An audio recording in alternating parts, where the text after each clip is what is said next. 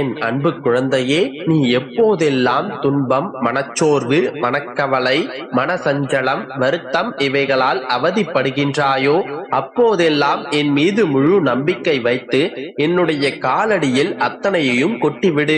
அதன் பின் நடக்கும் அதிசயத்தை நீ கண்கூடாக காண்பாய். எது வந்தாலும் எதிர்த்து நின்று போராடு.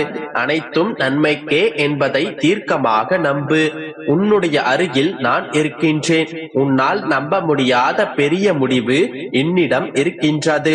நீ வேண்டியது நடக்கப் போகின்றது. சர்வ நிச்சயமாக அது நடந்தே தீரும். ஆபத்து உன்னை தாக்க வந்தால் 7 கடல் தாண்டியும் உன்னை காக்க நான் ஓடோடி வருவேன்.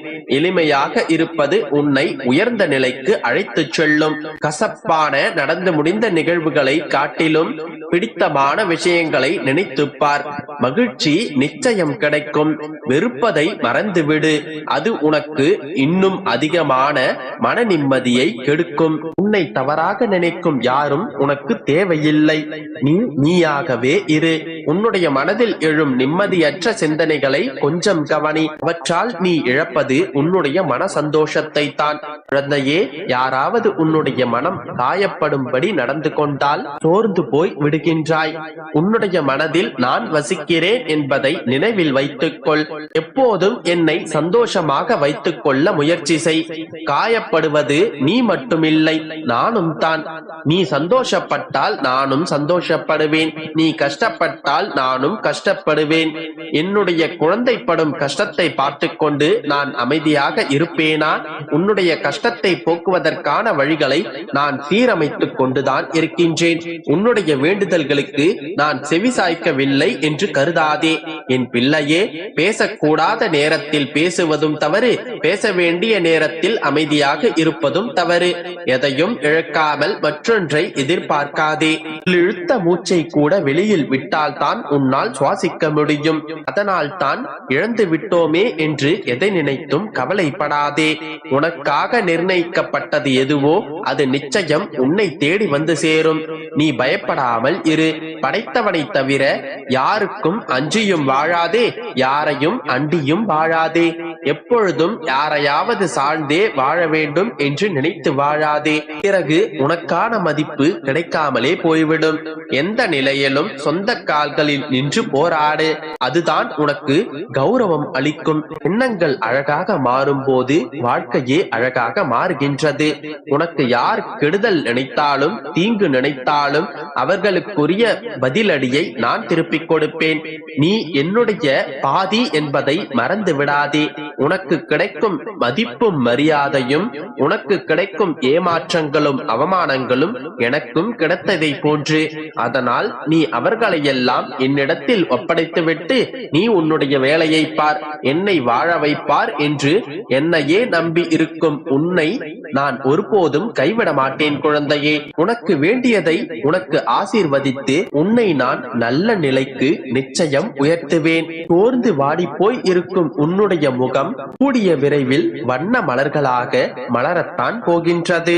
உன்னுடைய கஷ்டங்கள் எல்லாம் தீர்ந்து வாழ்க்கையை மகிழ்ச்சியாக வாழ்வாய். என்னை நம்பு, நான் அகிலத்தையும் ஆள்பவன். என்னை நம்பி என்னுடைய பாதங்களில் சரணடைந்தோர் யாவரும் ஒரு நாளும் கைவிடப்படுவதில்லை. தைரியமாக இரு. குழந்தையே, இப்போது இத்தனை கஷ்டத்திற்கு ஆளாகிறாய் என்று கவலைப்படாதே. உனக்கு கஷ்டங்கள் வருவது உன்னை சுற்றி எத்தனை போலி உறவுகள் உள்ளதென்று உனக்கு உணர்த்தத்தான் என்பதை புரிந்து கொள். நீ நிச்சயம் முன்னேறுவாய். உன்னுடைய மனதில் எதிர்காலத்தை பற்றிய பயம் இருந்தால் அதனை தூக்கி எறிந்துவிடு. உன்னை பக்குவமாக வழிநடத்தி செல்ல உன்னுடைய அப்பா நான் இருக்கின்றேன். நீ என்னிடம் கேட்டதை விட சிறப்பான வாழ்க்கையை உனக்கு நான் அமைத்து தருகின்றேன். நீ எதை பற்றியும் கவலைப்படாதே. மகளே, பொறுமையோடும் நம்பிக்கையோடும் இரு.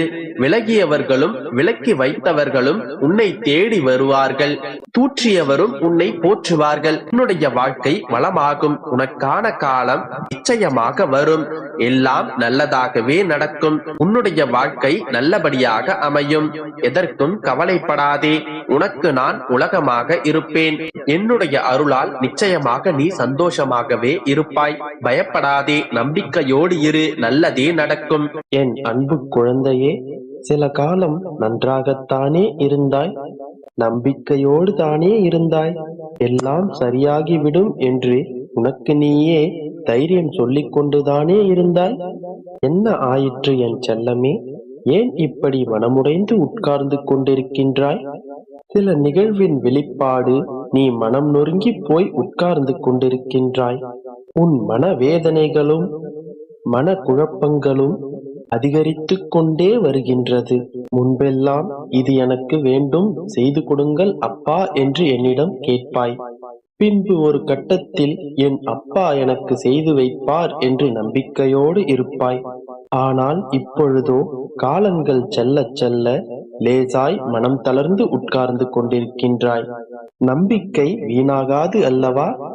காலங்களும் நேரங்களும் இவ்வளவு வேகமாக கடந்து கொண்டு வருகின்றதே, ஏதேனும் தவறாக நடந்து விடுமா? இந்த பக்கம் நம்பிக்கையோடு காத்திருக்கின்றேன்.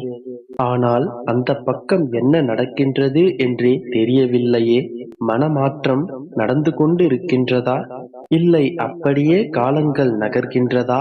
அப்படியும் இல்லையென்றால் எதிர்மறையாக ஏதேனும் நடக்கின்றதா என்று சிறு பதற்றம் உன்னை தொற்றிக் கொண்டிருக்கின்றது. உங்களை முழுமையாக நம்புகிறேன் அப்பா. ஆனால் ஏதேனும் சிறு அறிகுறியேனும் அல்லது ஏதேனும் சிறு நிகழ்வேனும் கண்களுக்கு காட்டிவிடுங்கள். ஒரு சிறு நம்பிக்கை துளிர்விட்டாலும் உறுதியாக நான் காத்துக் கொண்டிருக்கின்றேன் என்று என்னிடம் கேட்டுக்கொண்டிருக்கின்றாய். உன் நம்பிக்கையில் குறைவில்லை என் கண்மணியே. உன் மனம் படும் பாட்டை நான் அறிந்து கொண்டுதான் இருக்கின்றேன். எதிர்மறையும் மாயையும் உன்னை சூழ்ந்து கொண்டிருந்தாலும் உன் மனம் என்ன என்று உன் அப்பா நான் அறிவேன். என் மீது நீ சந்தேகப்படவில்லை. பக்தியிலும் நம்பிக்கையிலும் எந்த குறையும் வைக்கவில்லை. உன் வாழ்க்கையை நினைத்து சற்று பயப்படுகின்றாய். அது தவறில்லை குழந்தையே. இந்த சூழ்நிலையில் இத்தனை போராட்டங்களுக்கு மத்தியில் இவ்வளவு தைரியமாக நீ நிற்பதே பெரிய விஷயம். இத்தனை காலமாக என்னை நம்பி நீ காத்துக் கொண்டிருக்கின்றாய். இதை கண்டு நான் பெருமை கொள்கின்றேன். என்னையே நம்பிக் கொண்டிருக்கும் உன்னை நான் எப்படி கைவிடுவேன்? உன் வேண்டுதலுக்கு உன் அப்பா செவிசாய்க்கவில்லை என்று நினைக்காதே.